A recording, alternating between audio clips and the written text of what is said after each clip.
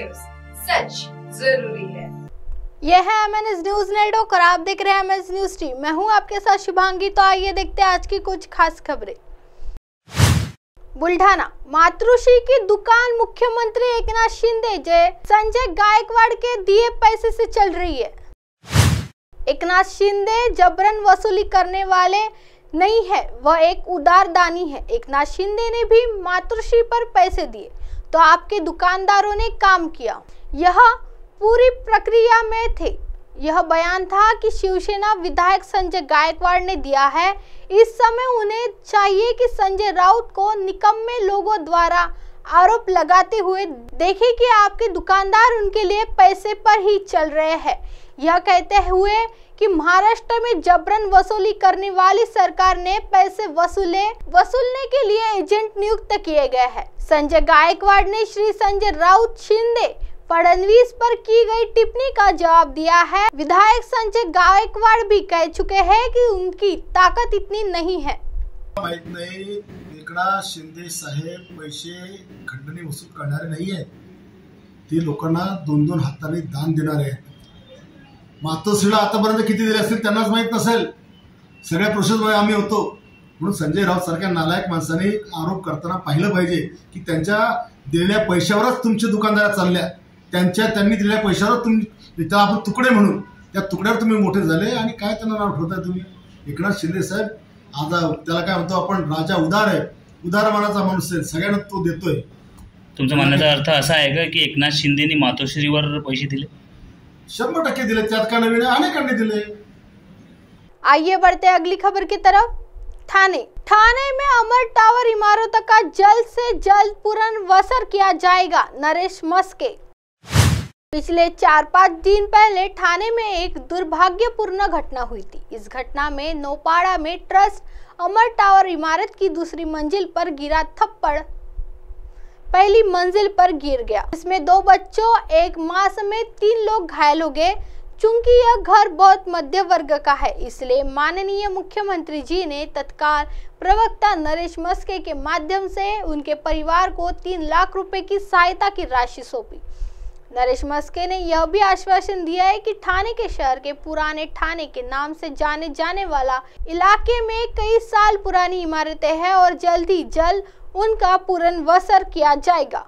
कुठल्याही प्रसिद्धीच्या मागे न लागता निरपेक्ष भावनेने सेवा करणारी माणसं आज स्वामींच्यामुळे आम्हाला मिळाली, म्हणून हे स्वामींचेही आभार। आणि किरण सरांचे तर खरोखर शब्द नाही आहेत माझ्याकडे सांगायला की भाऊ कसा असावा ना, असा असावा। नाही, अशा प्रसंगी आम्हाला एवढी आर्थिक मदत केली त्यासाठी सरांचे खूप धन्यवाद। आणि आता म्हणजे माझा दादा आणि आई जरा थोडे क्रिटिकल आहेत, म्हणजे आईला तर खूप लागलं आहे, छातीला वगैरे खूप तिचा खूप जखमा वगैरे झाल्या, दादाला तर डोक्याला वगैरे सगळे टाके वगैरे स्टिचेस लागलेत, तर त्यांना उठता बसताना खूप त्रास होतो आहे।